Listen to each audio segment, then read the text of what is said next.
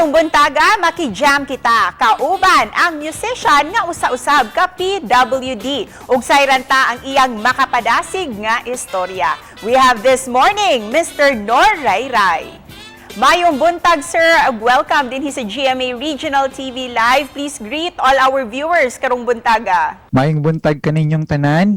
Og nalipay ko nga na ako diri karon. Sir, makapahingang hagayod ang imong talento sa pagpiano. Sir, how did you learn to play the piano taliwa sa imuhang kondisyon?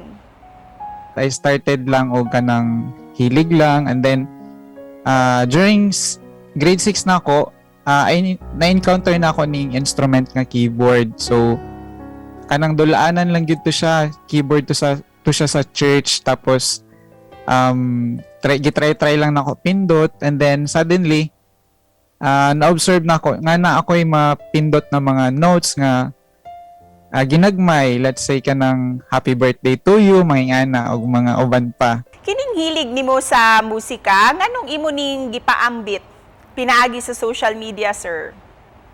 Oo, kay dako kay ni siya nga impact sa kadaghanan, no, na ako mismo nakasinati gyud ko og kanang pagsulay, kanang hopeless gyud kaayo ko sa una sa akong kinabuhi, and then marag nakakita ko purpose ani nga talent ba. So I believe nga naadjay inspiration nga mahatag ni nga talent, so that's why naga-post ko sa akong mga channel.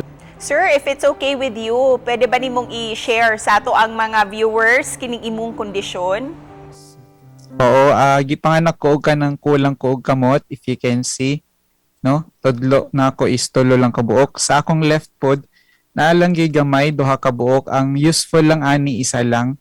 Makagunit ni siya mga sinsilyo, ana, susi. Doon na ba higayon, sir, nga naka-question ka sa Ginoo nganong nahitabo kini kanimo? Yes, kaayo. So katong grade 6 ko, so nag-start na ko ka ng mature.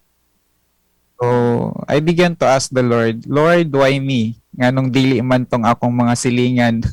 Nganong ako pa man, Lord, ana God? So nagasik gyud kog answer sa Ginoo.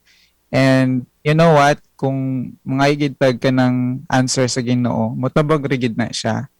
And God led me sa verse sa John 9:3. Ingon tong iyang mga disciples ni Jesus, Lord, nga nung gialaw man ni maning bata nga maging buta.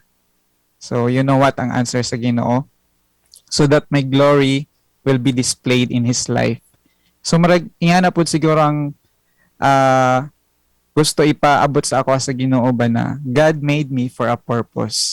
Og sir, usasab sa naghatag og kadasig kanimo ang imong asawa, how important is she para kanimo?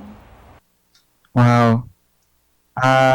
Actually kanang akong asawa, best friend yun na siya, long best, ayun sa tawag na. 7 years mi na mag best friend. So oo, nagpropose ko sa iya marriage, and wala siya duha-duha nga mag-oo siya sa ako ang proposal.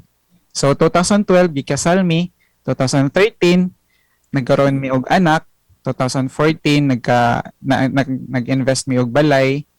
So bonus kay ito siya sa Ginoo. Pero you know what?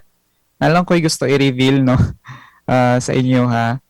3 years after na namo nagkaroon og anak sa akong asawa, na-diagnose siya og breast cancer. So for 2 years, nag-treatment siya. After 2 years, nawala siya, namatay siya.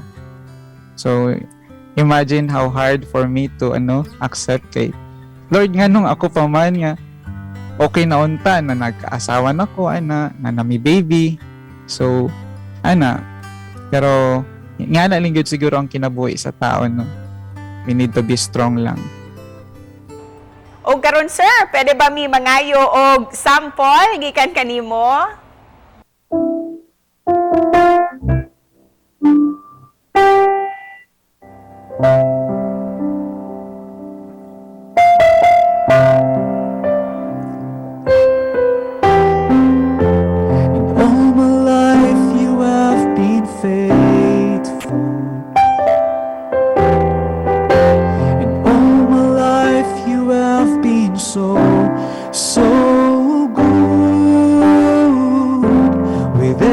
breath that I am able, oh, I will sing of the goodness of God. Dagan kayong salamat, sir, sa pagpaambit sa imuhang istorya kanamo this morning. Thank you so much, sir.